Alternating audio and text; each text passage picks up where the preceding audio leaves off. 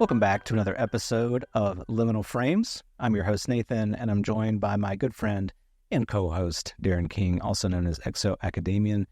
It's been a little while since our last Liminal Phrames. That's because I took a little time to take a vacation with the family. I had a wonderful time spending moments with them in Europe, and I got to explore the Netherlands and Belgium and France. It was really cool, both literally and in a temperature sense. It was quite cool over there, which was surprising to me. And then when we came back at the end of June, it was particularly hot here in the mountains, Darren, in western North Carolina, which is not what I'm used to at this time of the year, at least not to this degree. So that was certainly interesting, but tracks with a lot of other things we've been seeing with the weather just generally in the globe. But it was a great time to be away, to take a break from the podcasting and just spend time with those that are close to me and great memories. Really important for me to do that. And of course, I still kept up with your shows while I was gone. That was like a constant companion to be able to listen and check in with what's going on with you. But outside of the podcast, I mean, I know you've been very busy. There's been a lot going on for you in the summer. You've always got a lot on your plate, but what's it been like for you? It's the summer's progressing. We're, I guess, almost getting to the halfway point here, but how are things going for you? I've had a really enjoyable summer. Definitely been full, that's for sure. As you know, while you were gone in Europe, I hosted this consciousness retreat in Idaho, and then afterwards went up and visited my friend Mike Masters up in Montana. So I had a great week away, and you and I privately were talking about just how great it is when people can connect in person. And that's what I was able to do with these people that had taken my online class. We were able to meet up together and spend a few days together, and it was really, really profound. Just really highlighted that importance to me, that we need to connect with each other. And it's much more dynamic and holistic when you're in person. And then also for me, it's also been a time to begin to gear up for the fall. I have this positive experience of September. For me, always feels like the beginning of school again. I know for some people that might be not such a fun feeling, but for me, I always enjoyed this feeling of expansion and the potentiality for expansion. So when I think about the fall coming, a bit cooler, but also incredibly beautiful here where we are, where there's so much color in the trees in the fall. And so beginning to plan for that. So I'm going to be teaching a couple classes this fall, so that'll make me even busier than I was. So I'm going to teach the Expanding Awareness class again for the third time. So anyone who's interested and has not taken it yet, that'll be available in the fall. That'll be a 12-week class. And then I'm going to teach the follow-up to Expanding Awareness, which is called Cosmic Awakening, cosmic with a K, because it's more than just the physical aspect. So that'll also be happening. Both of those will be happening in parallel starting this fall. So really excited about that and feeling this interesting balance between noticing things arise in the world, like you mentioned, coming back and noticing the temperatures, noticing shifts even since the last few years, different signs across the planet that things are changing, this sense that many experiences are having, that something's coming, but also feeling some excitement around the dynamism around people wanting to come together around consciousness, which we're going to discuss tonight, and just getting excited about planning for and dreaming into what conscious community could look like, even in person in terms of seated intentional communities. Yeah, it's really beautiful and exciting. With these dynamic moments, they present to us these sort of opportunities for reflection and forecasting, thinking what we might do ahead, and creativity. When things are sort of vanilla and boring, there's just not a lot of room there for newness. And so when there are these movements that are occurring, whether they be in the movements of the weather, or the movements of politics, or the world, or technology, these are things that really do confront us and give us moments to pause and reflect and observe and think about, well, how does this interface with me and humanity? Where are we going? I've certainly been feeling a little bit of that the last couple of months. It's been a slower news cycle, as you're well aware of. There's not been a lot of UFO news going on in both the political spectrum as well as just in the public arena. It's been a little bit of a slow news week, in other words, and slow news weeks. And when that happens, as it often does, and I think, again, we have to remind ourselves that it's been slow for a really long time, and it's just only recently been pretty active, and we have to kind of keep that in perspective. But when it's slow, as it has been recently, it definitely causes us to pause and take stock and analyze the entire picture. At least that's what it does for me. I've been podcasting in this space now for almost 3 years, and looking at that and thinking about all the different times I've spoken on this and thought about it and had interesting conversations. And when things are slower, you sort of think, well, okay, is my heart still in this? Do I still want to do this? Is this still important to me? What are the primary things that are guiding principles from this topic in my life, if there are any at all? And as you and I have discussed, the way in which this topic has changed my perspective on reality, the nature of reality, and that consciousness being really the sort of cornerstone of that entire picture, that foundation of reality itself, that is for me the most important takeaway. So it's in a way sort of funny that when the UFO news, the nuts and bolts UFO news dies down, I notice it, but it doesn't bother me as much because it's not actually as important to me anymore as it once was. I still think it's important that we seek disclosure and the truth about the nature of our reality. I think that's really important for humanity. But at the same time, I'm not as wrapped up emotionally and energetically in the latest news revelation or ensuring that we get that podium speech from the president or whatever about disclosure. Because for me, some of those issues have already been resolved in my own mind. And so I don't necessarily dwell on those particulars because I'm thinking more broadly and largely about this movement of consciousness, both in my own life, but globally, universally. So that's kind of what's been going on with me. I know we're going to talk a little bit about that on the show tonight. So what kind of challenges do you go through, Darren, when these cycles kind of go through the ebbs and flows? And, how do you think about that when these things happen? It's a good question. I agree that for me, the main focus of the entire matter is consciousness. And so because that's the case, I know that anything that's on the table in terms of potential public disclosure is not going to go to the extent that I would in terms of how it should make us rethink who we are, what we're doing here, and all those kinds of things. For me, it's very clear that this is so comprehensive, the shift that's coming in terms of perspective, that there's no way that someone at a podium or even a series of announcements from a podium is going to prep people for that, nor do I think that people who are doing the speaking from the podium have the consciousness perspective and the fullness of understanding that would allow them to deliver that information. And even if they did, there would be no capacity amongst the mainstream to metabolize it at this point. So all that is to say, it kind of gives you the sense that what's really on the table here is much more wide-reaching than can be understood at this point anyway. So like you, yes, disclosure would be nice. We would like to see this at least first step. Sure enough, there are non-human intelligences of a sophisticated nature in our midst. We would like to see that happen. I have many friends who've been part of the abduction phenomenon who would like to see themselves be redeemed in the public sphere when this is announced as something that is happening, has happened, etc. But in the big picture, for me, I'm much more focused on how we can take the revelations that have come to so many of us privately, and this again speaks to the notion of consciousness. We're not waiting for some sort of official disclosure because we've already been impacted by it. We've already been changed and transformed by it.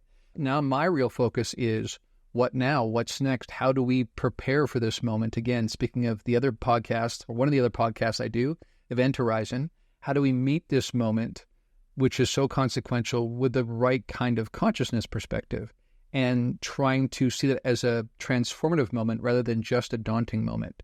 So for me, that's where all my focus goes, is helping to prep people for that, helping to imagine what kind of populace we need to be, what kind of civilization we need to be able to make this transit to this new world, basically.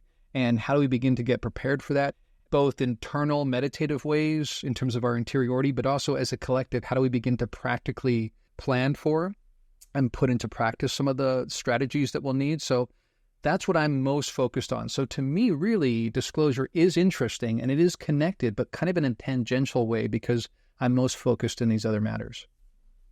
Well, that's it's really interesting, and I think it ties in with where we want to take this conversation. We'd like to cover the territory a little bit tonight about how the UFO phenomena often leads into and kind of serves as a gateway into consciousness studies and consciousness being the primary nature of reality. We're going to explore that contour both from a personal perspective, but also just from a macroscopic perspective, looking at the phenomenon itself and why it tends to move us in that particular direction. And as you were talking about your desires there, Darren, it reminded me of my own journey, my journey through faith and journey through adulthood. But starting out as a young age, being kind of raised in the church and being immersed in that community, being taught that there is this other world outside of this world that you can't necessarily perceive directly, that there are all these other forces and factors at work, and that there are these guiding principles about how we should live our lives. And when you're connecting with other individuals in that environment, week in and week out, discussing these things and how important they are, you come to this place, this yearning in a way for that continued community. And I'm reminded, and this is not true just for Christianity, but true for many communities of faith, that as you practice that in faith and practice out those beliefs, you have this desire to form a lasting community of mutually inclined people. And we can, a lot of times we kind of look at that with our modern sensibilities as like, oh, look at these people, and they're all, they're all devoted to this religious ideology, and they can't see the world outside and how everything else is operating. It's so cult-like, it's very strange. But at the same time, maybe not even recognizing that even though they're not in a community like that, they're also grouping into their own sort of communities that are similar in many ways, but organized around different principles. And so there's a tendency, in other words, within human beings to gravitate to community and to be together, be with each other, because there's something very powerful about that.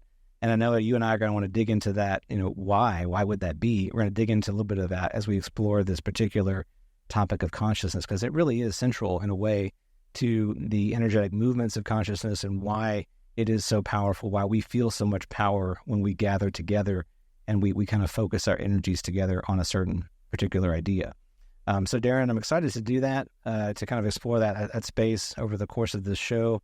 Before I kind of jump into some of my journey, I wonder if you could give us a quick overview of your own journey, like how you ended up landing on consciousness as being sort of primary. I know we both have a faith background, but we definitely didn't have the same kind of upbringing and perspective on religion.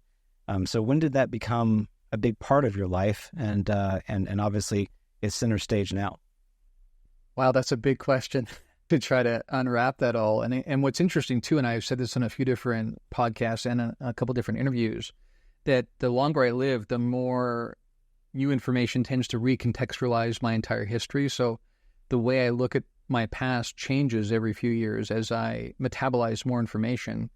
And not just in terms of it makes you look at things with a different light, but literally you realize that there's kind of this negotiation between the past and the future that also modulates who you are in the present. And that is not a fixed thing. Again, because once you recognize that time is not linear like we think it is, then you realize that this entire notion that we are walking on this straight line path through time, and once we pass a certain point, we can never go back, that's not really true either. So that's fascinating in itself, because I now look back at certain memories that happened when I was younger and with greater perspective, experience those things differently. I don't just, in a postscript kind of way, reflect on them differently, but actually experience them differently. So I know that might sound a bit strange to people, but once you really wrap your head around the fact that time is not linear, that space-time is illusory, then you realize the entire thing is this relational dynamic and is about energetic configurations, which change every time you tap into them, including when you access what we would call a memory. But generally speaking, yes, I was raised, as I've said a couple times before, in a pretty laissez-faire kind of environment with my parents, very sort of postmodern Pacific Northwest kind of upbringing, and chose to enter into a faith community in terms of evangelical Christianity out of my own choice. I think this partly relates to the fact that a lot of young men really want direction in their life. And there was almost so much open-endedness in my family growing up that I wanted some specific direction. And kind of was in that community for probably 12, 15 years kind of thing.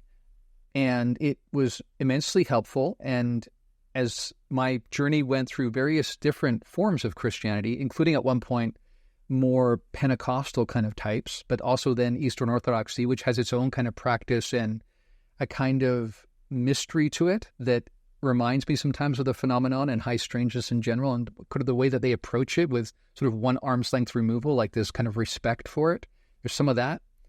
But what I saw in those experiences with people, even as a collective, sometimes what we would call experiencing the Holy Spirit or the move of the Holy Spirit didn't feel all that different than a CE5 event I might go to now. Like, they're quite similar. So it's interesting how once you get past the surface veneer, you're touching into something sublime and overarching that's also somehow part of you. And it's really profound, and even more profound when you can do it with a group of people, and sort of where two or more are gathered kind of notion again. But I also at one point sort of came to my end of that particular path and went through a brief phase where that felt too limiting. Like, it wanted to establish these rules and these dynamics and these borders that didn't feel to me like they were doing justice to what I experienced about reality. So then I felt a bit lost for a while, wandered around, and then came across integral theory and Ken Wilber's work, where he took these different kind of truth sets, like I talked about on the most recent Point of Convergence episode, and found a way to stitch them together in a comprehensive but also complementary way, where we could take the lessons from ancient spiritual traditions and put them right alongside and try to knit them together with the revelations that have come out of modern science. And again, once you get to quantum mechanics, which I'll maybe talk about a little bit later, you suddenly find like the snake is eating its tail to some degree, because the revelations of modern science take us back to some of those revelations from those non-dual traditions that are very ancient. So that helped me take all of these worlds and figure out a way to move forward with all of them without having to reject anyone. Because there was a time there where it was like, I remember being even in church circles where it was sort of implied you either choose the right path or you choose the other path. And on the other hand, if you're in the sort of the scientific reductionistic kind of community, the assumption is all that spiritual stuff, that energetic stuff, is just gobbledygook. It's not really real. So both sides are basically telling you, you've got to make a choice. And then what I found in integral theory was a way to stitch those together to, again, in a complementary way, acknowledge that both are true, that you can't reduce one to the other. You lose things fundamentally about yourself and about reality in the process. So I did all that work. And then through a combination of my own anomalous experiences and then coming across the UFO phenomenon literature and recognizing how much of that paralleled some of those experiences, and how consciousness very quickly emerged as central to this entire question, that fit very nicely for where I was coming from out of my integral experience. So those kind of, for me, in retrospect, looked like a journey that was very much scripted in a way that would allow me to grok this stuff much more quickly and more comprehensively than a lot of people, I think, are able to, that are coming from either one perspective or the other. So that's been my journey. And to me, I feel grateful that when I look back now, it doesn't feel so random, although it did kind of feel random at the time. But again, in retrospect, it recontextualizes my history, makes me realize that every step has felt a little bit like another breadcrumb leading me to where I am today. So that's my quick background on how that happened for me. But what about for you? Yeah, it's similar in some respects. I mean, one thing that I'm struck by our commonality is we both have this inner desire, I think, to understand the why, to get to the meaning of it all. We're not satisfied with just, this is how things are. We really want to understand the inner workings of it, to explore those contours and come to a place where it makes sense. It has a cohesion to it. And I think we share that in common. For me, a lot of my faith was both taught and caught, a lot of times just being in the church multiple times every week, listening to so many different sermons that my dad was giving, for example, just kind of saturated me with this information. And I was wrestling week in and week out with not only my own journey just as a growing adult, teenager, et cetera, but also with these sort of fundamental, foundational truths about reality and about how we should be and how we should be with each other. What are the ethics that we should adhere to? Why do we adhere to those principles? Where does it all come from? What would be the best way to be with one another? What is the best way to be in the world? These were things that I would basically be in conversation with every week, both not only with my father or my siblings, but just internally. Here I am wrestling with this text of material, all the time, and asking myself, how does this make sense? And is there a greater story here? Is it true in a literal sense? Is it true more metaphorically? You're certainly familiar with that and interplay there, but ultimately all desiring to understand it in a greater, grander way, something in a more unifying perspective. So as a young man, going to going out in the world, I decided that I needed to understand this more fully, going on to seminary to study it, thinking that and this is a natural, I think, rational perspective at the time. Like, if I can just understand this more, then I'll come to this sort of place of enlightenment, in a sense, and total understanding, and that will give me this peace. Really, it'll give me this way to be in the world that will be more satisfying than it is now, where I'm dealing with sort of this discordance. And I think something that strikes me about this particular time in our history is that we've all, many of us as a civilization, we've been carrying along with us these tools that our ancestors have provided us, these tools of mythology, of story making, of making sense about reality. We've been carrying those with us for a very long time, these ancient stories. And then we've also recently adopted these more modern perspectives about science and physicalism and how amazing things have come out of that pursuit. And so we're almost carrying these two handbags, right? This handbag of mythology and this handbag of science. And as we're coming up against the frontier and the boundaries of what we know, which is really true of every generation, we come up against these boundaries of what we know to be true about reality at that moment that we've inherited. And there's this beyond, that there's this out there past. And how do I go past where this is? And are the tools in this handbag helpful? Or are the tools in this handbag helpful? Is the science helpful? Is the mythology helpful? And I think in the 20th century, we wrestled a lot with that. I know the theologians of the 20th century certainly did. But oftentimes the winner of that debate was the science. Like, the science is going to be taking us beyond our mythology. We're going to leave that stuff in the past, and this is going to carry us into the future. And there was a widespread general kind of rejection of that mythology. And then you kind of transition into the 21st century, and you realize many of the things that you talked about and have talked about over many months, we don't have a complete understanding of reality. We can't necessarily lean entirely on our science to fully explain how things are, because things happen in our experience that are inexplicable or seemingly inexplicable based on the principles of science that have gotten us thus far.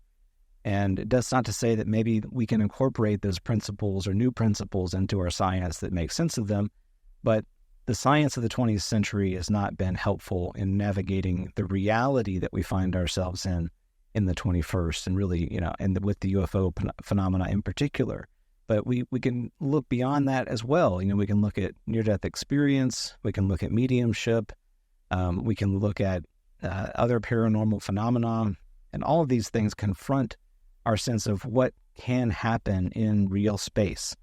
And I get the sense, I had a chance to watch Oppenheimer finally on our plane trip, and you sort of observe as they're wrestling with this new science, these mysteries of quantum mechanics, and it is mystical in many ways and powerful, that power that lies at the heart of the atom and the inexplicable nature of it to a certain degree. And so, for me, it's kind of coming into this place where I've realized that the theology wasn't working, the models of theology weren't working for me, the science wasn't working for me, because I went through a period after seminary of completely rejecting the theology and just saying, oh, it's a bunch of mythology and stories that we tried to make things make sense and feel good.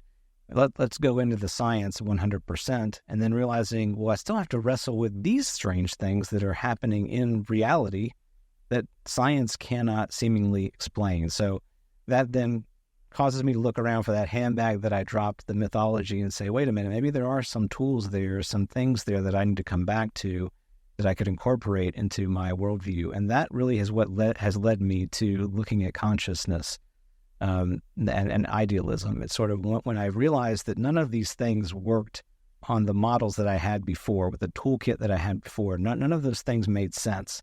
And idealism helped me bring them all together and did make sense of all these pieces. That's what really changed for me, and the UFO phenomena was really kind of the first stepping stone into that discovery. And now that I've adopted that perspective, in a way, as I mentioned earlier, UFOs are not so important to me any longer, because they're just really one aspect of many other aspects of reality that fit into this larger picture. Absolutely. And by the way, if you want to get the non-dual handbag, that's going to be available in the Liminal Phrames store right alongside the Galactic Confederation Let's Go t-shirts. That's right. 1995 of choice. Alien mummy gummies. Yeah. Absolutely, yeah. But yeah, it's interesting because it takes a while for the full implications of the idealistic framework to really kick in, because we are living in a particular dreamscape. And when you've been living in a particular dreamscape for a long period of time and everybody else is in the same dreamscape, you start assuming that the contours of the dreamscape are reality itself, and that your feeling of physicality, your experience of physicality, indicates that the fundamental nature of that dreamscape is physical. Of course, once you really reckon with the fact that if you're in a fully immersive mental process, then the physicality is just another dynamic of that particular configuration of consciousness. And I know when I first was talking to you about idealism, and then you began to share it with some of your friends and colleagues, I remember you saying to me that people kind of looked at you like they sort of got it, but they really didn't fully get it, because it's something that people want to slot into our pre-existing paradigm. And this comes down to cognitive dissonance, right? So when we have a particular perspective on the world, we are incredibly resilient in a way, you could argue, but also stubborn in another way in terms of being willing to let that go. And this is something that has been not so great about humankind, I would say. And even when it comes to the challenges we're facing right now, we are kind of burying our heads in the sand rather than looking at the writing on the wall that basically is trying to tell us to change perspective. So yes, idealism is interesting because what it does is it allows this particular dreamscape to have the contours that it has, and we can measure it, for instance. But again, the implication there is that basically physics is the practice of measuring our perception within this dreamscape. So this comes down to stuff we've talked about with Bernardo Kastrup's work and Don Hoffman's work. Once you start seeing this perspective, then you realize that all of these elements can be consistent within this particular dreamscape, and that still just be one dreamscape, one particular configuration of consciousness, of which there are many, many others. And bringing it back to the UFO phenomenon and why people inevitably end up at consciousness is because there's so many ways that the phenomenon, and we can get into this a little bit later, in terms of the dynamics of it, how it shows up, how it impacts people's lives, consistently seems to obliterate these hard lines we've set up in the world and said, this is the way things are. As I said in the last POC episode, the difference between the map and the territory. So in our maps, we say, this is where the lines are. You can't cross this border. These are two completely different domains. And then these beings that we group within the phenomenon consistently, repeatedly violate those borders. And you're left with this notion that not just are those borders perhaps remnants or the artifacts of our mental way of seeing the world rather than the way the world is itself, but even more recently tied to a physicalist perspective on the world, which has only existed for a few hundred years. Again, we're not that old, so we kind of assume this is the way things have always been, but this is one of the great points that Bernardo makes, is that the vast majority of human history saw things from a more idealistic perspective, even Western civilization. So in the scope of the entire history of our species, it's a tiny blink of an eye that we've been adopting this perspective.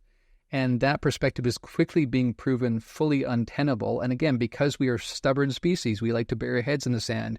It's taking longer than it should to take us back there, but that's what's happening.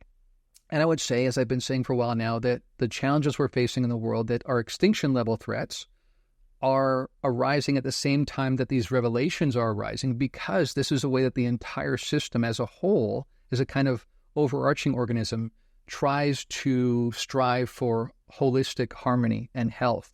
And it shows up in these emergencies that we perceive as being in our world, but actually those are symptoms. It's a symptomology of a deeper malaise that is already trying to be addressed and adjusted for from a more holistic perspective, a more overarching perspective. So this kind of gives you a sense of just how much this goes well beyond just the specifics of alien beings landing in hard spacecraft that are, nuts and bolts.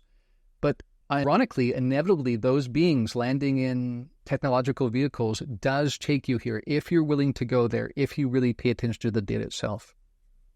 Yeah, 100%.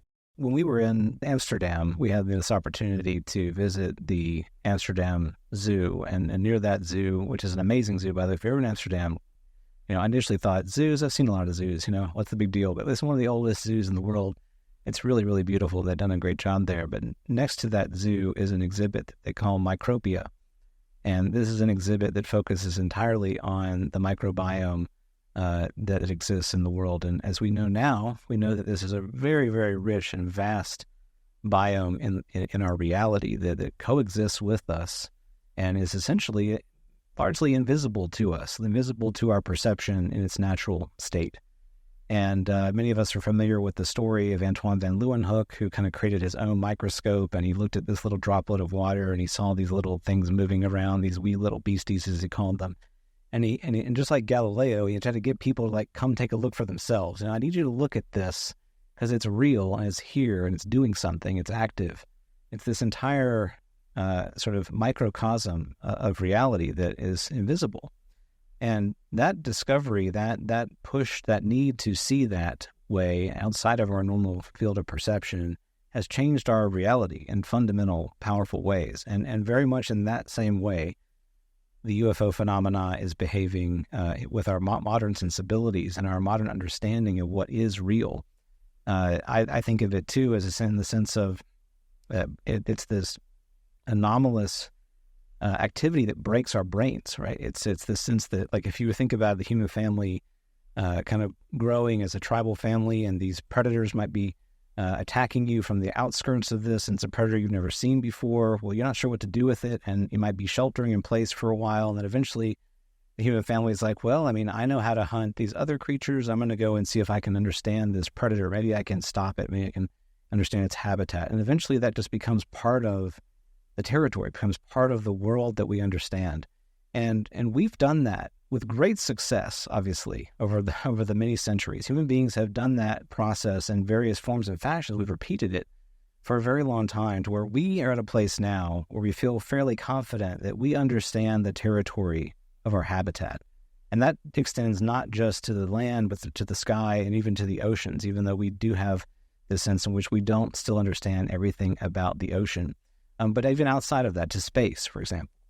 And so when you have something like the UFO phenomena that occurs in our reality, and we can't pursue it in the way we were able to pursue that predator in the example I'm giving, it continues to break our brain. Like you like to use the phrase, like a Zen koan. It just doesn't make sense, and it forces us to examine the tools that we brought to that point in time, and if those tools are adequate to the task. And essentially, that's where we are right now. The tools are no longer adequate to the task of understanding and navigating experience that is happening in our reality. And we therefore need new tools. Well, how do we get those tools? Well, we have to be brave enough to try to chase these things and push the frontier and re-examine our perspective, re-examine our assumptions, and kind of turn things on their heads to a certain degree. And I think that idealism, as you pointed out, we're kind of rediscovering the fact that this is a perspective, a worldview that is not foreign to us. It's been part of our human history. We just need to redeem it, reclaim it, but then maybe augment it in certain ways with our modern sensibilities and see how those two things might work together to give us a brand new perspective on reality, how they really all work together in this kind of beautiful dance. So, yeah, I'm excited that we're doing that work, and I kind of see that we're moving in that trajectory. But like you said, it's really difficult. My experience has been very true with this. It's been difficult to get people within the UFO community to really fully understand this. And I'm wrestling with why that might be. I'm sure there are a lot of factors, and I think we should discuss some of them. For me, some of the factors come down to personality, right? So I came from, as I mentioned earlier, this background of like searching for ultimate meaning and being comfortable with ambiguity and being comfortable with strangeness. And like that, to me, like the creative process is just exciting. Like I'm not affronted by, what if we think about the world like this or think about it in this other way? Like that doesn't bother me. I'm always willing to entertain those different perspectives, but I certainly have, peers, friends, colleagues who aren't as comfortable with that. I think we all have members in our families who are like that, that change is scary and ambiguity is frightening, that binary thinking is really the comfortable place to be. And I think maybe for a lot of folks, idealism may be a little bit too strange, right? It's too amorphous. It's not as clearly defined as what they've been taught. And so it's a territory they feel uncomfortable exploring because it's just not very safe. But I celebrate that, and we need that. We need that perspective. So I'm loath to sort of say, let's just ditch this kind of reductionist materialism entirely, because I think it is a valid, valuable perspective. But it certainly, to me anyway, isn't the entire story. But how do you think about that, Darren? How do you think about, why some people are attracted to this and kind of get it, understand it, and some people just can't seem to get past an initial, yeah, it's consciousness. Okay, sure. Right. So this is also a tricky question, because people are going to assume that I'm going to base this on people's experience, people's background, maybe their evolutionary history, those kinds of things. But all of those absolutely play a role. On the one hand, how we are raised, the culture we're born into, the time we're born into, all those factors play a huge role in how we assume reality works, and even what we assume the tools on the table are to be able to make sense of these things. But there's also this matter of soul contracts and evolutionary history and multiple incarnations, and the way that history changes what you are aware of, even in the periphery. So, for instance, if you perhaps have had an existence as a different kind of being other than human, then you might be open to some kinds of information, some ways of experiencing reality that are different than the typical human ones, which will sometimes make showing up as a human in this world difficult for you, but will also make some elements of this phenomenon seem more familiar to you, kind of thing. So what I want to point out here is that it's not just our evolutionary history, it's not just our social history, but also the diverse history that is different for each of us. Because I think, again, one of the revelations coming with this phenomenon is that not every human being has the same background. And there are certain assumptions, again, baked into physicalism and baked into Darwinism that tell us who we are and where we come from. But what this phenomenon is going to do, I think, in the long term is obliterate those, make us realize that even that is much more complex than we have assumed. So some people clearly seem to be able to pick up on information streams, kinds of data, energy in ways that other people are not. And it's not just that those other people are just too stubborn or just haven't come across the notion. Some people are just born with a different capacity than others. Even when we look at the experiencer community, it's clear that some people that might be called super experiencers from the get-go have this capacity to tune into all these different elements that are often blind to the average person, kind of thing, something they can't see or experience. So this right from the get-go points to something different in the process. Now, on top of that, you also have, I would say, ongoing augmentation and editing of the human genome by these different beings over time. Not everyone is being edited in the same way. And we also don't all have the same background. So that plays a role too. So once you really, again, start thinking about the complexity of this, it's really mind-blowing. It is brain-breaking for those who assume that we have this one tool set and everything can be answered using this one set of tools. The other thing I think that's important to point out here is that because of the brain-breaking nature of this, and because it's already a lot to grok, that there's these non-human intelligences that are so sophisticated that they've not only been here, but they've been here without us being able to really be aware of that fact, right? So one of the real mysteries is how they can be working in our midst, perhaps even interacting with either genetically or in terms of abductions or messages being sent millions or billions of people potentially without us actually being aware. For a lot of people, again, this notion of burying our heads in the sand, a lot of people are just uncomfortable with being on that place on the hierarchy, that be these beings that are so much above us in terms of their capacities that they could run circles around us and us not even be aware of it. But a key here also is that when it comes to, for instance, the notion of disclosure, official disclosure, people assume, when is the statement going to be made? And I would ask those people, what is the statement?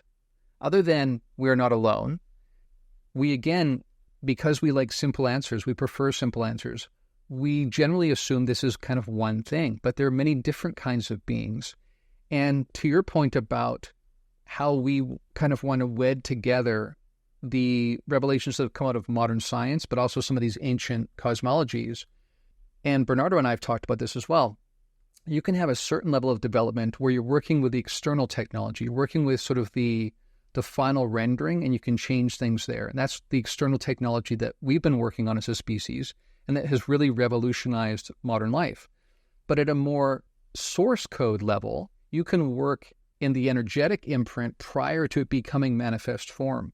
And what we see with some of these different beings is that some are working at that one level and some are working at that deeper level. So some of them are coming in technological craft that we could actually reverse engineer. In fact, we have, according to the lore. But there are others that are kind of moving through thought alone, because again, that points to the fact that ultimately at a more source code level, mentation processes undergird anything that becomes the contours of the dreamscape. So that's partly what's so fascinating about this. It's not just that there's different beings that are non-human that are interacting in our midst, but even there you have this kind of stages of consciousness. And depending on where you are in that chain of consciousness, that hierarchy, fundamentally changes the way you think about the reality and the way that you can actually work with reality. Well, there's something there that came to mind, and that's like our language as a technology in a way. So the fact that we can formulate different sounds and we can understand those different sounds, not the sound per se that is the knowledge. It's like how we've overlaid that symbology in our mental maps and everything like that. Like it seems to be like a very similar analogy to sort of what you're talking about there. That there's the language, the spoken word, and then there's what that word and the packages with it. This packet of information that we can share with one another without. It's not like I'm giving you a piece of like a USB drive and I'm plugging it into your head and you're getting those bits like through that USB drive. Like you're getting it through just my vocalizations, and it's appearing in your own awareness, and it's able to allow you to unpack and explore these other different things that just by us sharing this information. So it's almost like a fractal component of what we're talking about here. As you mentioned before, like I think in your POC episode, the nature of these holographic elements that, you can look at it from a macroscopic and microscopic perspective, and it still sort of has the elements of the hologram. And I find that to be really powerful, right? Because we're struggling with all these different experiences in the lore, right? And even as you're recounting some of them, oftentimes I go, wow, this is just so much to even, how do we begin to make sense of all this stuff? And sometimes it feels as if maybe we're taking too many speculative leaps and jumps to try to like make it all nice, neat, and tidy. Maybe it's more confusing and confounding than we'd like it to be. But with this understanding, this sort of holographic or fractal interpretation, I think that the core concept being that this is happening at so many different stages of reality. Like we have our own sort of perceptual sphere of interaction, and then there are things that obviously occur within that perceptual space that we can't perceive. They're happening there, but they're not coming to the forefront of our perception, at least our in perception. Maybe they are happening to us at levels of depth that we are not aware of. And I think we should explore some of that too, right? There's the perception of which we are aware of, but there's also the things that happen to us, interact with us at these deeper layers that do impact us, even though we have no conscious awareness of them. So there's our perception, there's this perception and realities of these other beings. There's the interaction, the interplay between all these different entities and experiences, and all that interplay, that dramatic, amazing, diverse, complicated tapestry of interaction, like that's reality. And we're only seeing a very narrow slice of it. And there, like you said, some are able to see the larger picture. Like my dad was telling me a story that my grandfather told him. My grandfather served in World War II, and his area was in the Iranian theater. The time it was at the Persian theater, and he said he was observing in Iran how they would make the Persian rugs at the time. And he said, interestingly enough, it was the children who were tying all the knots in these rugs, that they were taking the threads and tying these knots, whatever. And there was an older gentleman who was overseeing the project. And he would just, from time to time, come in and tap the child on the shoulder and provide them with a different colored string and say, now tie these knots. Now use this string. The child had no perception of the end pattern that the rug was going to have. That was something that the gentleman had. And so that's similar in some ways to what we're talking about here, that there's there's things that we're doing that make sense to us that we haven't, able to mastery of. But then there are layers and layers to that, that go above us and below us, and we're all interacting in the same space together. Absolutely. And I think it really is helpful to think about that, even in terms of, this notion of a control system where we are acting with certain understanding of what's going on. But there seems to be evidence, or some people have suggested there may be evidence for these kind of boundary inputs that are functions that come into play when we reach certain points in our civilization's history, and they subtly direct our future in the same way that one person came and said, now do this thread. But the difference is we're not even aware that we're picking up a different thread or we're being given it. But I think at this point it would be helpful, after we've both reflected on how we kind of got here and how it is difficult for various reasons for people to really stretch their paradigms to begin to try to create a space that's large enough, deep enough, broad enough to make sense of all of this, to sort of walk through why even some famous ufologists ended up here, or at least ended up in these kinds of terrains, right? So we do have, on the one hand, definitely technological innovation going on, right? When we think about the 5 observables, right? That's clearly pointing to something that is advanced technological craft that is not necessarily violating physics per se, but violating our understanding of engineering of physics at this point. And then you have something like high strangeness, though, that comes in. So people like Vallée and Keel fairly quickly, fairly early in their careers said, this is strange. This is highly strange, right? There are elements here that just don't fit well with the notions that this is some sort of sophisticated interstellar species that's come here on some sort of scientific expedition. And I remember one person pointing out that it's not just that it's weird, it's too weird. The problem is the too weirdness, right? It's excessively weird. There's too much preposterosity, as I like to say, in the mix. And a key here is that the high strangeness seems to be a feature, not a bug, as we say in programming, meaning that it seems to be serving some sort of purpose. It's not some sort of inconvenient outlier, as early ufologists sort of viewed it as, but it's trying to, I think, get our attention in some way. And what it primarily does is say, your way of seeing the world is insufficient. Your map is missing entire contours. And what are you going to do about it? Right? So we have that kind of evidence that came in that blew apart the sort of sci-fi framing of this.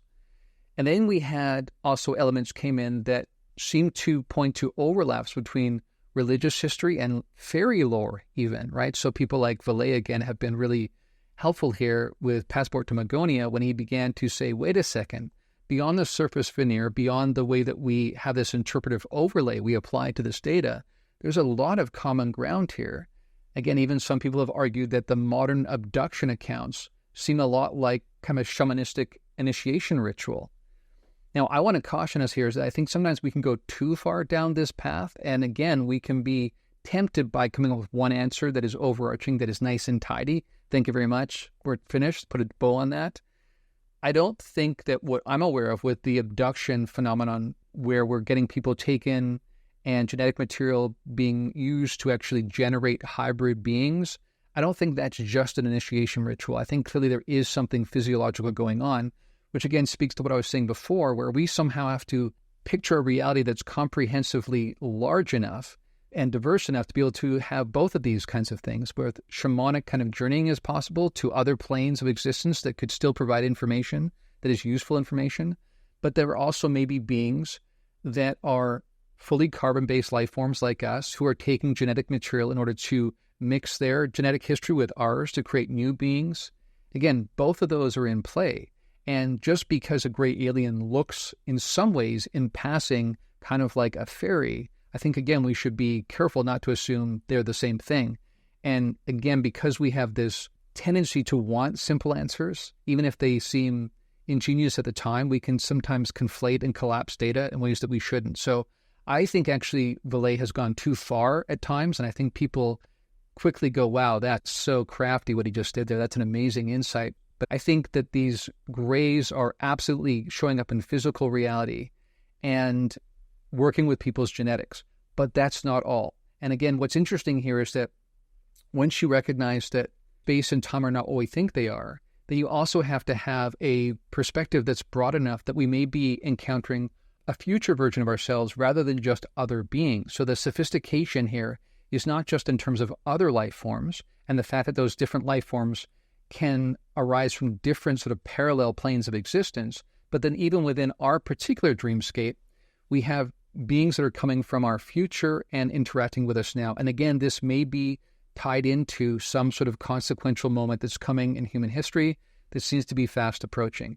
So this is where it's tricky. I'll get into a few more in a second here, but that at least gives some initial reasons why the data itself inevitably leads people into this question about consciousness and the nature of reality, and recognizing that this phenomenon is about much more than sci-fi notions about astral travelers kind of thing.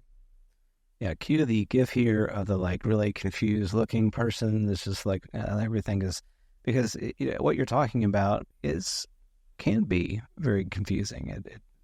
If it's everything and all at once, it can be overwhelming to a certain degree. So maybe we can take a quick side journey here on the importance of how do you tether yourself in the face of this complexity? How do you stay grounded in the face of this enormous tapestry of experience and reality? Because, I think if you're an outsider looking in at this conversation right now, you're going, you lost me, man. You're saying it is aliens. It's also more than that. It's also, it's fairies and it's light beings and it's everything happening all the time. Everything working together. It's also your future self interacting with you. It's it's so many different qualitative, quantitative experiences that it almost sounds just like none of it makes sense, right? So how do you ground yourself so that you can create a kind of a bulkhead, a beachhead, the word I'm looking for, a beachhead from which you can explore safely, these different concepts and territories, because otherwise I think it can be quite discombobulating and you can be unmoored entirely, and just everything becomes, entertaining. This is true and that is true. And so I know you would do a lot of work with this, a lot of work in this energetic grounding practice. And so first of all, what does that mean, when you talk about energetic grounding, and how does that help, hurt, hinder, whatever, the experience with this kind of multifaceted reality? It's a good question, and I think for those who are interested in exploring that, you might want to take my class when I offer it in September, because we go into some of that. Because I think this is something that you cannot easily answer even in a 90-minute podcast, because you really are sort of taking a construction and breaking it down back to the foundation level and building back up from scratch. It involves not just questions about who we are, the nature of reality, who these others are, how those two things are connected, how we have this holographic fractal nature to reality evidenced in the data as well. So there's a few ways I think it's important to tackle this. And again, coming back to your earlier question about personalities, why some people have a predisposition to accept more things than others or go in broader directions than others, I think this also has a lot to do with what we need to do here to prepare ourselves. So if we have this notion that reality is ultimately at its most primary structure about consciousness, meaning that we are holographic fractals of source consciousness, and that every layer of reality in terms of an incarnational, manifestational form is kind of like a simulation, right? So it's not ultimately real. This is, again, what our non-dual circles told us, that it's illusory, it's Maya, it's a school in a way, right? Many of these other beings tell us this too, that Earth is basically a school. This reality is a school to help us metabolize lessons, transmute catalyst into deep soul wisdom, and that this entire physical plane is a stage set for the evolution of consciousness. It's not primarily physical. That's, again, just a configuration.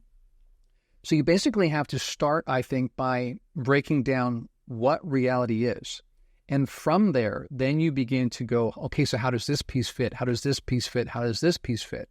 But like I said on that Point of Convergence episode, once you actually break it down to that foundation level and then start building back up, some of these elements that seem so strange and so absurd, basically, from a physicalist perspective, suddenly become intuitive, suddenly make sense. Because if, again, all you have is different modulations of consciousness, and all of that is basically fractal representations of the same one thing, then you would expect to see things like this bleed through between different people, how we can have telepathy, not just from alien beings to us, but amongst ourselves too. How we would eventually develop telekinetic powers like they seem to have, because physical, quote unquote, reality is no different than any other kind of modulation of consciousness. So once you recognize it on the source code level, you can begin to work with it differently. So again, as Bernardo said, the ultimate technological innovation will be when we get to that consciousness source code level, where you're authoring through mental processes alone, not needing to touch the manifestational form.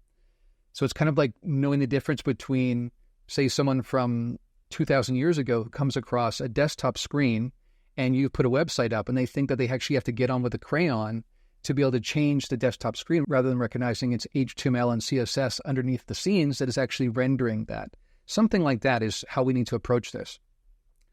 So in the midst of that, though, these are very overwhelming changes for a lot of people. This is a lot of information to grok. Suddenly being aware of the fact that the neighborhood we need to be aware of in terms of potential positive elements as well as potential threats or potential perhaps less than benevolent beings that might be in our midst. Suddenly it's not just about charting out your circumstances and your surroundings in terms of where you live in the world and not going to certain parts of the city at night, but you need to do this across these different planes of existence, and that actually these beings, these different elements of reality have access to you in ways that you have not been fully aware of up until now. And on top of that, I would say, as if this was already not daunting enough and overwhelming enough, it seems that the change that is happening in the world is almost like these, at least two realities are kind of merging together in this thinning of a veil that we kind of hear people talking about. And we also see it evidenced in so many different spiritual religious traditions, sort of foreshadowing exactly what we're seeing happening in our time.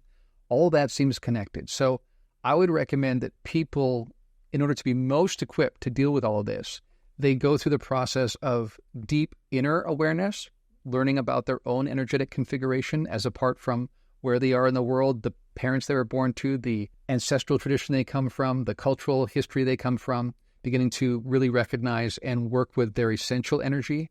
And then also recognizing from that place of clarity around your own essential energy, also having more ability now to pick up on energy coming from these other beings and these other planes of existence. And as much as this sounds overwhelming, this is what the UFO phenomenon data points towards, is this kind of reality that's multifaceted, where there's these interpenetrating realities, some that work according to the rules and the contours of this particular physical plane, and some that are almost completely in the mental light form kind of perspective, right? Even beings that can sometimes take on a physical form for our sake and other times are existing in light. And that light, even as a crystallized form, is still an evolutionary trajectory somewhere between physicality and pure thought, right? So those blue beings that I've talked about on a few different Point of Convergence episodes, they have, in an evolutionary sense, learned to go from crystallized manifest form as humanoid bodies to light beings, basically. But even that crystallized light is still a kind of physicality. It still works within the contours of the physicalist frame. Even beyond that is pure mentation alone, where there is no physical manifestation whatsoever. And again, we ourselves even have history in those different kind of frames as well as these different beings. So what this is inviting us to, I would argue, is opening our minds, opening our hearts, opening our full being to that incredible, overarching, overwhelming depth and breadth of existence. That's what this drives you towards, knowing that, again, ultimately, it's purposeful, but it's incredibly complex. Well, and that's where I wanted to kind of get to. So I'm so glad that you kind of landed there, because in many cases, when I hear this explanation, the instinctual response to that is, well, I think I could just think my way out of this. I can think my way to that, rather. I can change the way my mind is focused, my thought processes, and if I just think harder, basically, for lack of a better term, I'll get there. I'll figure it out. But I want to sort of spend some time on that, because that's a very kind of modern conception of cause and effect, right? It's if I just retrain the way I'm thinking about something, then you hear this often as a critique of idealism.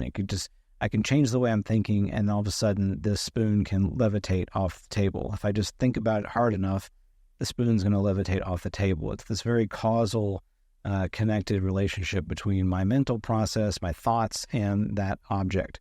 And I wonder if that's really just kind of a broken way of conceiving this entirely, that we've come so far along and been so entrenched in this causal way of looking at reality, this mentation, sort of A, then B, then C, that we've ignored these deeper layers of our personhood, of ourselves, that we've not plumbed those depths at all. We're not familiar with them. We're not comfortable with them. We're not taught how to navigate those things.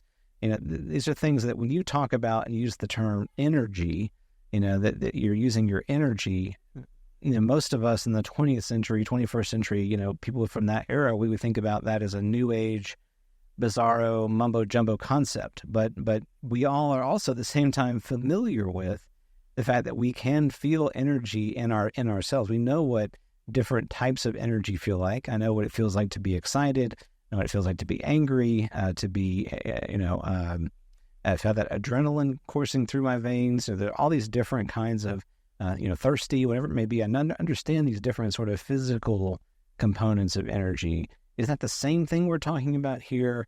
How do I discern when we're talking about this energy concept, what it truly is? And how is it that I use that new understanding or that new feeling or sensation or whatever aspect of perception of that concept may be? How do I use it to transform my perception, my understanding of reality so that it can get to where you're talking about? Generally speaking, I would say if we can start thinking about any event in life, any circumstance, any feeling we have is ultimately a configuration of energy. So, for instance, people might look back at their history and say, when I was 10 years old or when I was 24 years old, this really difficult thing happened, and I'd like to not think about it because it's really hard to think about. It's a really painful experience, and I don't really have any reason to want to revisit it. And so we shove it down into shadow. We put it in a part of ourselves that we don't have to access it. Number one, the challenge with that is that it still will populate up through the subconscious and try to get our attention, right? So we will see sometimes disproportionate responses to life events that are actually being driven by that subconscious that contains that element that we put into shadow, right? Because it's really painful. Now, initially, I want to say that when overwhelming circumstances sometimes occur, we actually are acting in our best interest as maybe young people, that the best thing we can do is for now compartmentalize that experience because it's too overwhelming for the mind. And so the mind has this really skillful way of saying, we're going to put that in a different place for now so we don't have to deal with it because we could not deal with it right now. And that allows us to survive through some really overwhelming circumstances. But it doesn't just disappear because of that. It still exists. And the way I've described it, for instance, in the class, is that it's kind of like an app that's running in the background. You might not see it on the front screen of your phone, but it's still running in the background. And if you were to do an energy check on your phone, you would find that it's using a certain amount of power. 5% of your power of your phone is constantly going to that app running. And sometimes people who are not so familiar with technology get surprised when their computer or their phone suddenly shuts down, not realizing that running 16 programs at the same time or apps might eventually just be overwhelming to the phone. So that is a helpful way that we try to get through life. But now we have this compartmentalized aspect of ourselves that's in shadow. And again, we might look at it and go, I don't want to talk about that. I don't want to deal with it. Why would I want to? It was overwhelming then. It would be overwhelming now. But the thing is, we are no longer in the same circumstance we were when we were 5 years old or 10 years old when that happened to us. We have more capacity to be able to handle it differently. And ultimately, all it is an energetic configuration. Everything is consciousness, right? Which means that in another way, you could say everything is energy. So it's a certain configuration of energy. Now, the second that we can, with self-awareness, bring our present intentionality, our present sort of meditative focus, and hold it in parallel with that energetic configuration, we begin to change it automatically.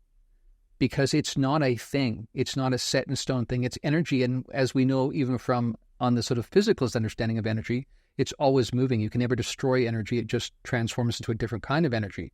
So energy naturally wants to be in flow. That's one of the revelations that comes out of modern cosmology and understanding about science. So it's only kind of in that crystallized, concretized form because it was so overwhelming that we put it in this background app that is not being accessed anymore. And we might, for instance, have these other apps on our phone, to use the analogy again, that we are accessing regularly and updating, right? You get a little message says you need to update this app, you do it, right? But that one app, not only is it still running in the background, but it's running on code that may be 15, 20, 30 years old, right? And it's not in alignment with who you are now. So by actually hosting a space where you can take your intentionality, your maturity that you have now, and hold that in the same space, again, space is just kind of an analogy here, as that configuration of energy, the two begin to work together, to bleed together, that just by bringing awareness to that energetic configuration, you're beginning to change it. So this is true in a specific way like that, where we can actually have this experience. And people say, why is it that when I talk to the certain person and I'm able to just relive what happened, it makes it better? And it makes it better because you're literally changing the experience. You're changing the energy. It's only when we think about these things as being concretized, and once it's done, we can never return to it. Like I was saying earlier, time is not linear, and events are not forever crystallized, concretized into a certain form. They're just energetic configurations. They're like cosmic addresses, like when you dial up a URL on a website. And you can access it and you can change it. And the time that it happened is irrelevant. So this is an example of how we can get into something that we think is fixed, that we think is historical, and change it just with our awareness. And on the deepest level, once you become a certain being that has really mastered this, you start recognizing everything around you. The desktop screen I'm looking at when I'm talking to you right now, the cabin I'm sitting in, the forest that I'm embedded within, all of those are basically manifestations of consciousness, particular configurations of energy. And some of these beings are at the level where they can author at that level, co-author at that level. So some beings have learned how to move atoms apart so they can pull beings through a window or through a wall. Other beings don't even need to do that. It's kind of like when Morpheus says to Neo, I'm saying when you're ready, you won't have to dodge bullets because you'll be accessing the source code at that point. This is what this gets to, and that it's true of every different fractal element of reality. And once you realize that, a lot of the data from the phenomenon makes a lot more sense. And it also, I think, hopefully makes people encouraged that even the challenges we're facing as a species in terms of the planetary challenges we're facing and whatnot can all be addressed by bringing awareness to energetic configurations, either a micro scale or a macro scale. Yeah, the word alchemy comes to mind, this transmutation of elements. It's a transmutation here of energies. And I love the analogy that you used about the apps in the background. I think that's incredibly useful. Hopefully that is super useful for our folks in today's day and age, because I think it really aptly explains what's going on here. It takes work, though. It's like I can just go to the app store and update the app and boom, thank you, I'm done. It's a practice. It's a way of being. And not only is it something that you're doing with your own sort of history, your own programs that are running, you're interacting with fields of other individuals and other beings and other things around you that have their own sets of sort of frequencies or modulations or tendencies, sort of swirling tendencies, and you can get wrapped up into them. You can get kind of co-opted into those. And we've all experienced this to some degree or another. You meet a person and their energy is so intense that you kind of almost get wrapped into their energetic field. Like they either, we use this phrase, they're the life of the party, right? When they're in the room, like everybody gets really excited. There's something about the energy that they carry with them that influences their surrounding. So this is happening to us at all times, and being aware of how this happens, being aware of not only our own energies, but those of others that we interact with, it adds extra layers and dimensions to this, because that experience, or that life of the party experience where you then have a great time because they're the person that brings that energy to, you're creating something new together in that interaction. That togetherness is what we call the party, right? That is that mutual interaction. And so in many ways, that's true for our shared dreamscape, our reality, that togetherness, that energies that we share together, that creates the reality being the party here. And that interplay is experienced on many levels as well. It's experienced on almost like we talked about flatland before. There's a certain perception of it. If you look at it two-dimensionally, that's the object. If you look at it three-dimensionally, it's the same object, but just a different dimension. And you can go up and down the dimensions, and it's the same thing, but it expresses itself, it manifests itself in different ways. And so the UFO phenomena, paranormal phenomena, NDEs, all these sorts of things, precognition, synchronicity, all these things sort of point toward the fact that there is this deep interconnection. There is this shared thing that is there, this substance that we all traffic within. And by being aware of it, by being sensitive to it, dialing up our sensitivity, that's a big thing that I think I picked up too from the essence of being. Dialing up our sensitivity to it really goes a long way towards navigating that complexity, being comfortable with it to a certain degree, but also like changing how you understand who you are. It really does not only rewrite the way you understand yourself as in this moment, but it rewrites the way you understand yourself in the past and even in the future, because you're kind of, there's an interplay that is occurring at all moments, both past and future in the now. And you're able to tap into that to some degree. Sometimes it's readily obvious that you're doing that. And sometimes you kind of just get this little subtle glimpse that that's happening, like you've talked about before, of remembering of something that has not yet happened. It's an interesting kind of phenomenon, but truly remarkable when it occurs.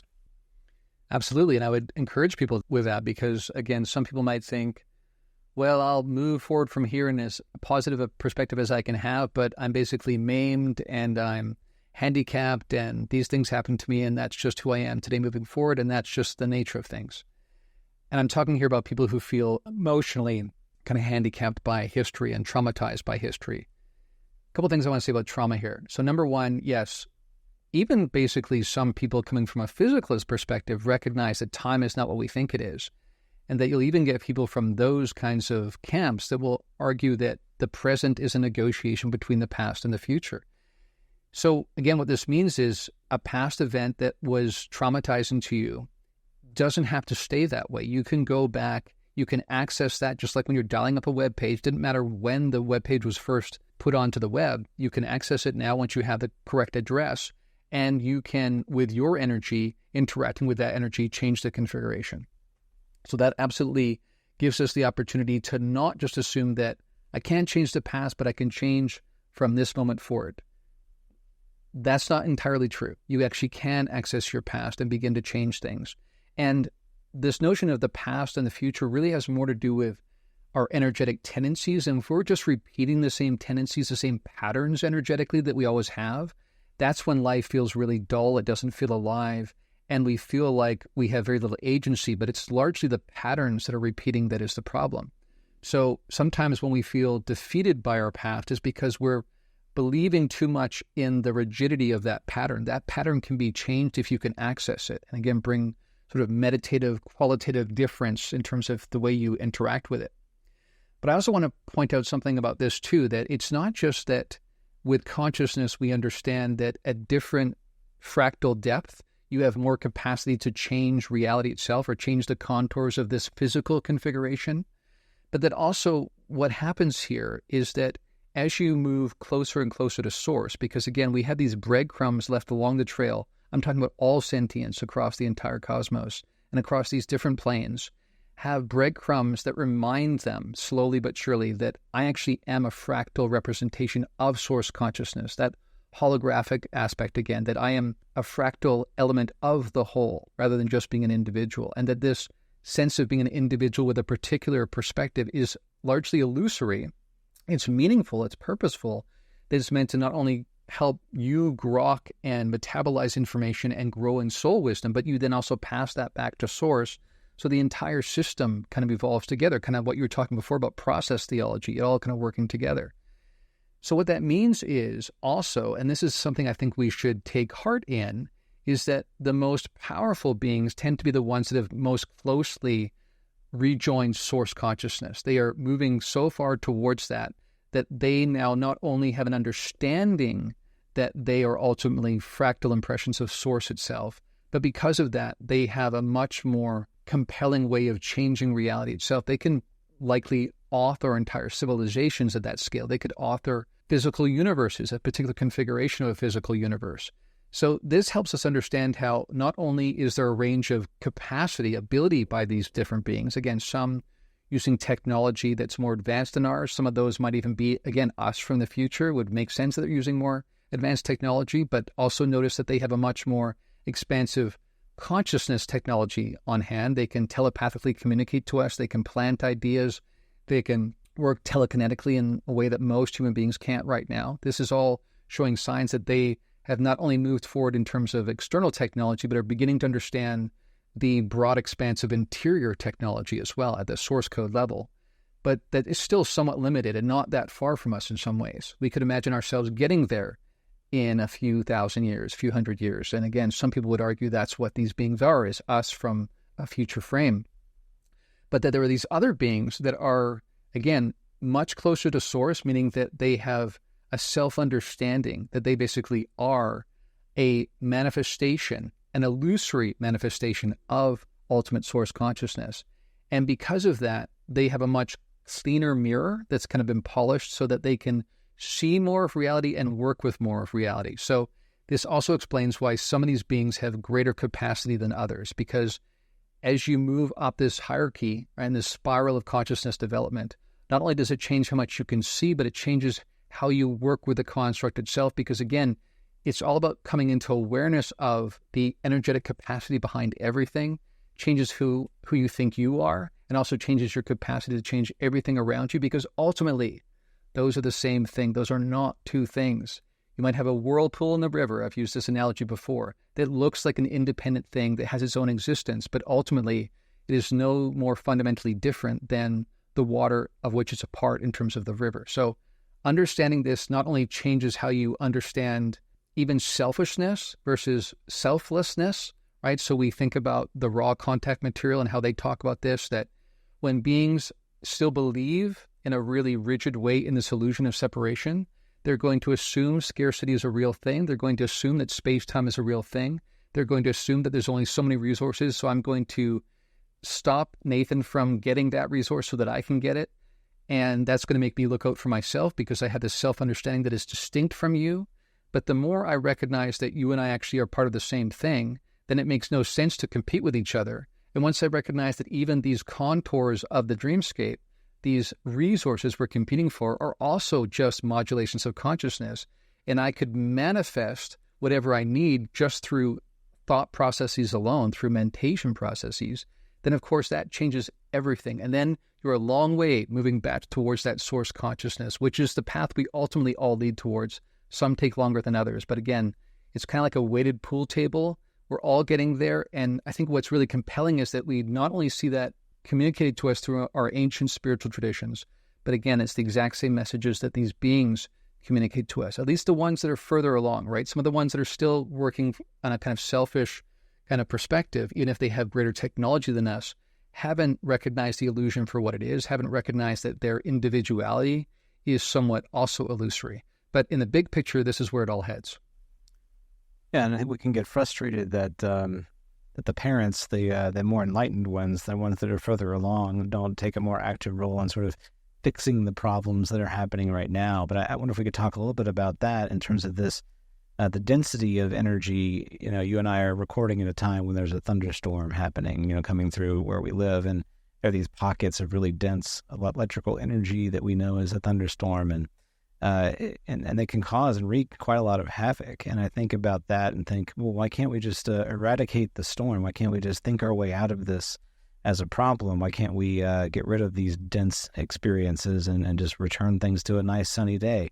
But it's more complicated than just that, because in the way you've explained it to me, this development cycle that you're on expands your awareness of all of the different energies and the necessity of these energies, and just being able to kind of at random or at will change whatever it is that you want. Like, that comes at a price. It's not you can do it, sure, but it comes at a price, and the price being quite high depending on all of the other sort of energies and beings who are interacting with that particular moment in time.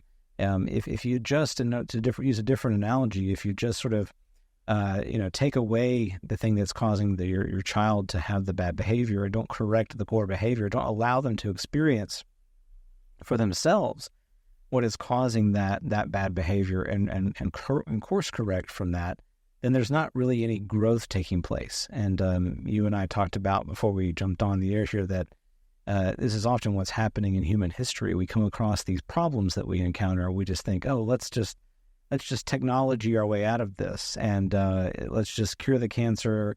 Let's cure the climate problem. Let's not actually look at the things that are causing and leading to the cancer, leading to the climate issues, leading to the corruption, whatever it may is. We just want to keep doing what we do.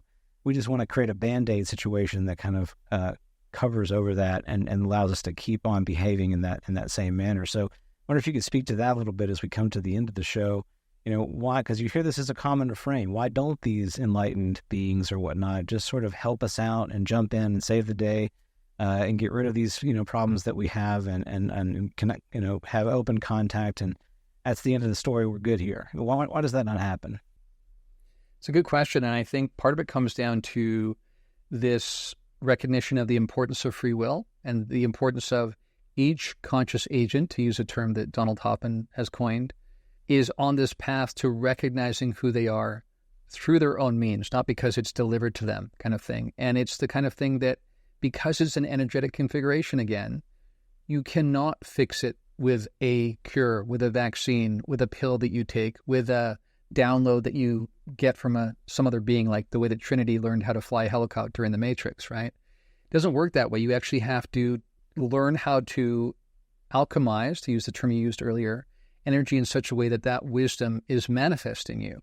And so the only way to get there is to actually go through that process. The only way forward is through. You can't go around these things.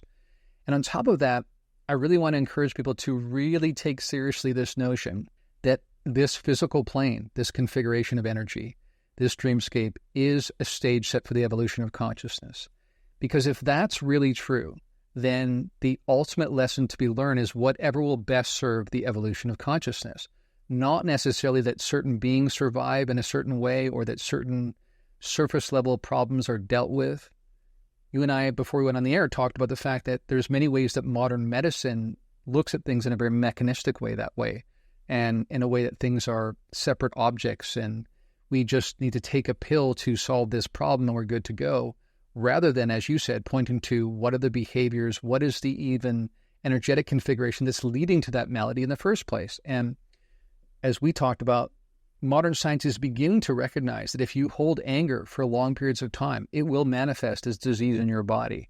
We are slowly understanding this. Like you said, even when you go into a room and one person lights up the entire room, this is clearly their consciousness working in ways that demonstrate that our consciousness is porous because we pick up on it. We're changed by that configuration because all of these energies are now working together and impacting each other. But if you're one of these overarching beings, or sometimes even these collective consciousnesses, like we talked about in the raw contact material, their understanding is that the entire point of everything being the way it is for the evolution of consciousness. It's for the catalysts, to use their term, that come into our lives that allow us to metabolize in a certain way, transmute that energy in a certain way, that we change our soul configuration, the part that moves between incarnations. And when that's the main focus of the enterprise, why would you come in and try to solve the little spat that the kids are having in the preschool?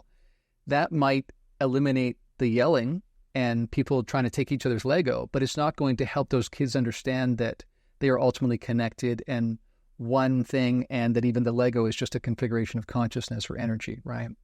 So, as I've said before, people really, I think, need to think about the implications of this, because the beings that are showing up, that are making accords with the military-industrial complex, ask yourself, where would they be on that spiral of consciousness development?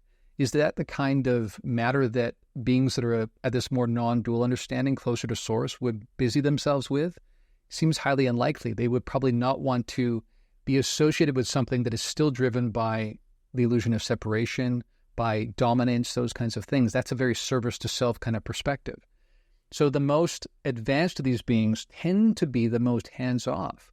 They will inspire us. They will sometimes speak to us through dreams. They will be the ones that send these thoughts that help us perhaps reach for a more overarching perspective in terms of dealing with a certain situation.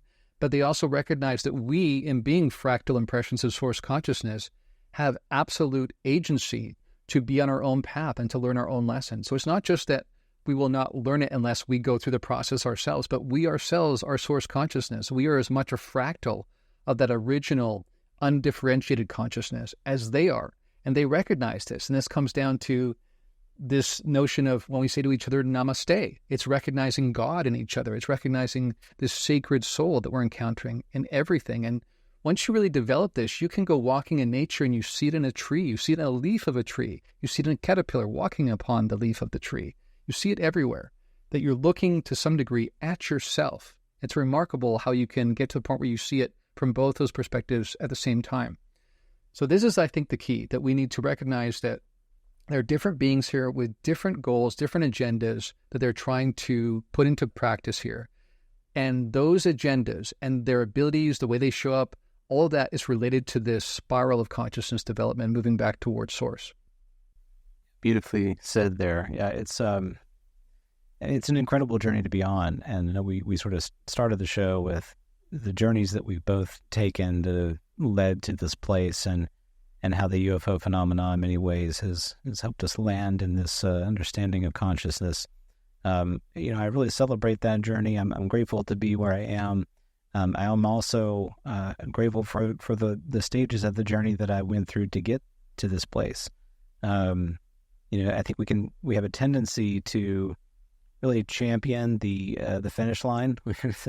It's all about the finish line. I don't really care about how all the training that I did, about all the laps that I ran, about all the stumbles that I had and the times that I got back up. It's just all about getting to the finish line. If I got to the finish line, that's the goal. That's the important thing. And I think we really have a misplaced fixation on that as our motivation. That the entire enterprise is important. That the developing process, that struggle, that myopic view that we might have initially, we don't even understand where the finish line is. We're just taking in one step at a time. We have no idea that we're even on a journey. We get maybe fixated on the fact that we're kind of stuck in a loop. We don't understand what's happening there, but the loop is a part of a larger, enterprise. These are things that are critically important. We can't have one without the other. And I want to land here and end here because I find that to be really important. I know a lot of people can listen to what we talk about and think, oh, like that might be the goal. Maybe I need to get that perspective. And once I get there, enlightenment happens and everything's great, everything's fine. I really don't want people to come away with that perspective. I want people to really take stock of, where they are in their own journeys. Do they feel as if they're sort of stuck in a place? They feel like they're kind of wandering around the same ways of thinking. They're in a rut, in other words. Examine that. Maybe it's time to see that for what it is, as one energetic expression, and that there are other ways to express that energy, other ways to change and transmute it and move forward in different avenues. So I know that's important to you as well, that really kind of champion that entire process. So I wonder if you could speak to that as we close. Yeah, so first of all, getting to the point you raised earlier, absolutely true. And ultimately, there is no finish line. That's the whole point. There's no point in getting to the finish line because there is no such thing. And that defies the entire purpose. In fact, if anything, what we can say about this entire enterprise is that human experience and any kind of sentient experience actually is what's really primary. The beautiful aspect of being able to be in existence and have conscious experience is what is being championed here at every level. And that because there is no ultimately beginning and end, no finishing line and no starting line, it really doesn't even make any sense. It's not even really a coherent statement to make or a question to ask, where am I in this process? Because it's a cycle. And again, even once we return to source, then we perhaps begin a new iteration by spilling out in that forgetting process to taking a perspective and beginning to work our way back to source. And one is just as equally valuable as the other. Absolutely true. And in terms of what you also said about, even if you feel like you have very little agency, perhaps your life has a certain configuration right now where you feel like you don't have much wiggle room, I would say don't assume that tomorrow everything's going to change because you adopt this perspective. It's like people sometimes say, we overestimate how much we can accomplish in 2 weeks and underestimate how much we can accomplish in 2 years. So that applies here too. So begin perhaps on a smaller scale by thinking about even a situation that feels really rigid, like you have almost no movability in that. no malleability in that. And just try to see how the way you think about it, the way you interact with it, relate to it, changes and perhaps opens up a slightly different perspective and posture, orientation than you had before. And you realize, wow, I just created wiggle room where I assumed there was none. And as you begin to follow that, you start recognizing that's true at every level of the process, that it actually is the way you're thinking about it that's creating the concretized sense that you have no agency. And again, part of the fun of the journey is the exploration, that is what we're meant to find, that we get spilled out into incarnation and manifestation, and we think that we're these beings that are fixed, that are going to die, that have to compete for resources. And slowly over time, we realize, no, we actually are the entire thing. We are just here for experience. And that process of discovery is magical. And again, it kind of re-enchants our experience of reality. And that can be true for each of us. And it doesn't really matter where you are now, because you can begin tomorrow. Well said. Well, as we close the show, just a quick kind of housekeeping note. We're going to be moving the show to once every 3 weeks. As many people know, Darren's got a lot of shows going on right now. He's got Point of Convergence, Event Horizon, and Liminal Phrames, in addition to a TC Squared. Let me make sure I said that right. So he's got a lot of content that he pumps out. And just to kind of keep his sanity and keep it all balanced, we're going to do a show a week there, so across each of those different platforms. Still obviously find our content in the same places that you always found it. Just the frequency at which it will be delivered is going to be a little bit longer. But we're excited to make that change, and hopefully we get a positive response from the community as well. Always great interacting with our listeners, so thank you so much for giving us all of your support and encouragement, and for sharing our show. It means a great deal to us when you share that with other people. And hopefully we'll see some sort of new avenues that the show explores as we move forward for the rest of the year, not only maybe with our content, but in the way that we might do some crossovers, Darren. Maybe there's a crossover opportunity here every once in a while with Janice. That would be pretty fun. And then also we've certainly talked about ways in which we might take the content on the road or something at some point. So maybe that might be in our future as well. So all that to say, great to be back in the podcast chair and be back with all the Liminal Phrames fans. And we wish all of you the best. Hope you have a great week ahead. And on that note, may the quality of our questions, shaped by a desire for understanding, enhance our journey of discovery. And may our travels broaden the sphere of our consciousness, reminding us that new discoveries beget new horizons. As always, adventure awaits, and we'll see you next time on Liminal Phrames.